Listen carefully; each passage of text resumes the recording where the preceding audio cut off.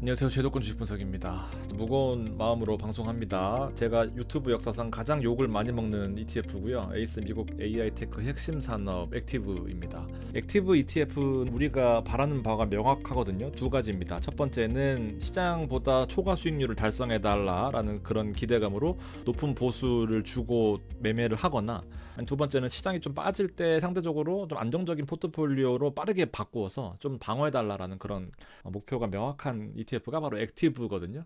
저도 물려 있습니다. 투자를 권유하면서 제가 안 산다라고 하는 것은 또 제 성격상 그렇게는 안 되기 때문에 두 가지 계좌가 있는데요. 얘는 보시면 하나만 딸랑 있어요. 수익 난 것들은 계좌를 옮기거나 ISA나 연금으로 옮겨놓은 상태인데 얘는 도저히 회복이 안 돼서 지금 계속 들고 있습니다. 두 번째 계좌도 마찬가지로 들고 있거든요. 제가 세 번 정도 AS 하면서 조금씩 매수를 했고 매일매일 조금씩 매수를 했었는데 잘 안 되는 것 같아요. 뭐 여러 가지 이슈가 있겠지만 처음에 컨셉 자체는 나쁘지 않았고, 그리고 컨셉이 자꾸 바뀌다 보니까 뭐 충분히 이해는 합니다. 저도 이 생활을 하루 이틀 한 건 아니기 때문에. 아시다시피 AI 소프트웨어가 수익성 이슈 때문에 하드웨어보다 상대적으로 성과가 매우 나빴던 흐름을 지금까지 지내오고 있는 그런 상황인 거고, 컴퓨팅 인프라에서는 엔비디아를 빼놓을 수 없었고, 에너지 쪽에서도 SMR이 워낙 핫한 시장이었습니다. 물론 지금은 좀 꺾여 있는 그런 상황인 거죠. 소프트웨어와 같이 묶여서. 그러면서 하드웨어 쪽에서 그동안 좀 시장을 주도했던 것이 마이크론이나 샌디스크였고요. 이게 그동안 없었다가 갑자기 들어왔습니다. 고점에서 꺾이고 있는 신호에서 들어오고, 좀 포트폴리오가 계속 고점에서 담고 저점에서는 잘 못 담는 그런 포트폴리오를 보여주고 있는데, 아무래도 액티브 ETF는 운용력의 어떤 역량이 좀 중요하다라고 생각을 하거든요. 이제 이런 것들도 오랜만에 봤는데 좀 신경이 쓰이는 거죠. 운용 경력도 좀 짧다는 생각이 들고요. 95년생이면 운용사나 증권사에서 보통 대리급 직급입니다. 그러니까 뭐 사실상 막내거든요.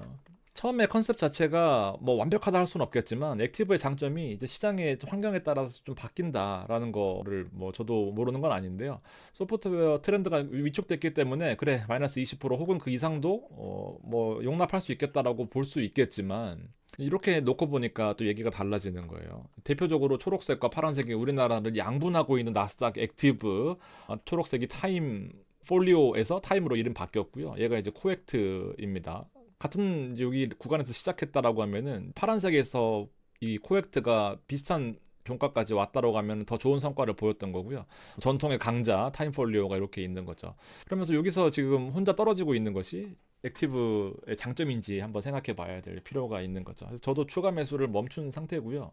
답은 없습니다만 좀 아쉬운 포인트가 플래닛 랩스나 로켓랩 같은 거는 사실 어떤 의도인지는 알겠습니다만 매수 타이밍이 되게 좋지 않았다. 그리고 샌디스크도 마찬가지고 다 팔고 나왔을 때 들어가는 거거든요. 루멘텀 같은 경우에는 뭐 지금 흐름 자체가 나쁘진 않아요. 광통신 하는 뭐 우리나라로 치면 KT 같은 거거든요. 히토리오 전쟁 끝난 지가 한참 됐잖아요. 또 아이렌이 사실 정말 아쉽습니다.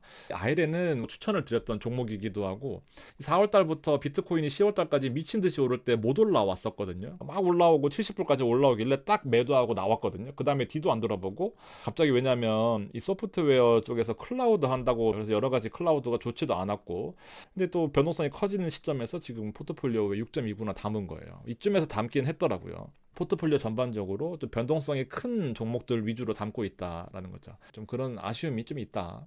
서운한 포인트가 몇 가지. SMR 밸류체인 자체는 사실 뭐 부침이 있기 마련이에요. SMR이나 오클로가 실적 측면에서 좀 약세를 보이고 있고, 나머지 CEG 이번 주 실적 발표 나오고 비스트라 에너지도 뭐 계속해서 매출이 잘 나오지만, 카메코나 UEC나 최근에 LEU 센트러스 에너지도 주가가 좀 빠지고 있기 때문에 뭐 그런 것들까지 예측하기는 좀 어렵지 않나라고 생각을 하더라도, 남들이 전부 다 SMR을 보고 있을 때 이 BE 블룸 에너지의 포트폴리오의 최초 선택은 되게 뛰어났다라고 평가할 수 있거든요.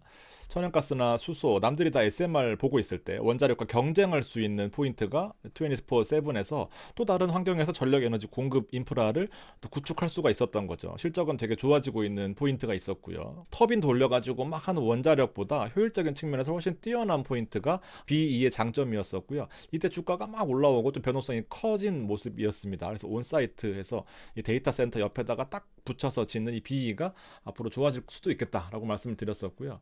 보시면 보시면 그때부터 계속 올랐습니다. 그러면은 여기 보시면 여기 이제 12월 달에 저점 포인트 그리고 최초의 포트폴리오를 담았다가 떨어지니까 뺐나 봐요. 어쨌든 여기 보고 그다음에 1월 달에 보시고요. 2월 달에 한번 보세요. 1월 달에 이제 고점으로 다시 올라오고 2월 달 최고점입니다. 저점에서 포트폴리오를 살펴보면은 12월 달에 블룸 에너지가 없어졌어요. 12월 달 보면은 빠질 때는 없습니다. 뭐 잘 팔았나? 뭐 이런 생각이 들긴 하지만 1월 달에도 블룸 에너지가 없어요. 지금 보면 1월 달에도 다시 고점 찍고 올라갈 때 없거든요. 2월 달 한번 보실래요? 2월 2일 날 블룸 에너지 갑자기 여기 들어옵니다. 최고점에 산 거죠. 어떻게 보면. 아쉽다. 그래서 솔직히 저도 뭐 이런 말씀 드리면 좋을 게 없는데요. 제가 추천드리기도 했었고요. 근데 댓글이 자꾸 달리니까 그냥 무시할 수 없었습니다. 저도 마찬가지 포트폴리오 들고 있고요. 이제 MU나 SNDK, 샌디스크 뭐 이런 것들은 뭐 시장의 주도주 역할을 충분히 할 수 있는 종목들이기도 하거든요. 그리고 아이랜, 로켓랩, 플래닛랩은 무슨 의도인지는 알겠습니다만 시장이 좋을 때는 가장 먼저 튀어오르고 시장이 나쁠 때는 가장 먼저 빠지는 종목이 메인으로 형성되어 있다라는 자체가 코엑트, 미국 나스닥, 성장기업, 액티브 같은 경우에는 구글과 샌디스크, 루멘텀, 엔비디아가 포트폴리오의 중심을 잡아주고 있거든요. 그러면서 아카마이라는 이 컴퓨터 보안하는 회사는 최근에 가장 또 주가가 많이 오르는 종목 이런 것들을 좀 발굴해 달라는 것이 또 핵심 아니겠습니까?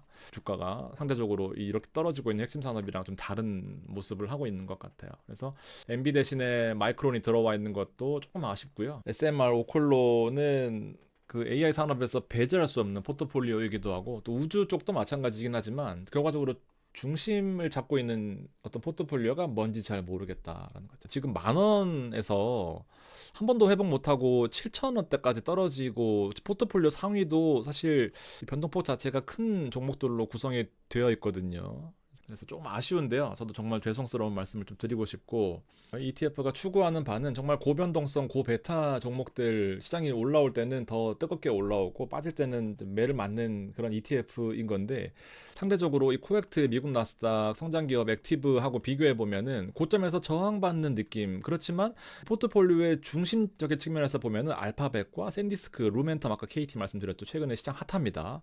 엔비디아와 블룸에너지, 브루드컴 요렇게 중심은 잡고 있는 것들과 좀 대조적이다라는 거죠. 플래닛랩스나 로켓랩 같은 위성에 투자하는 것들 좀 시간이 걸릴 수 있겠다라는 생각이 들고 갑작스럽게 떨어질지는 예측하기 어려웠다라고 하더라도 중심이 없다 보니까 계속 시장에서 더 많이 흔들리는 것이 좀 사실이다. 고변동성 소형 테마에 좀 집중되어 있기 때문에 제가 계속해서 AS 이후에 추가 매수를 계속 권유해드리기에는 죄송한 말씀일 수밖에 없다. 치고 올라올 종목에 대해서 일단 저도 안 팔고 여러분들하고 같이 뭐 양전할 때까지 좀 기다려 보겠습니다. 정말 죄송스럽고요.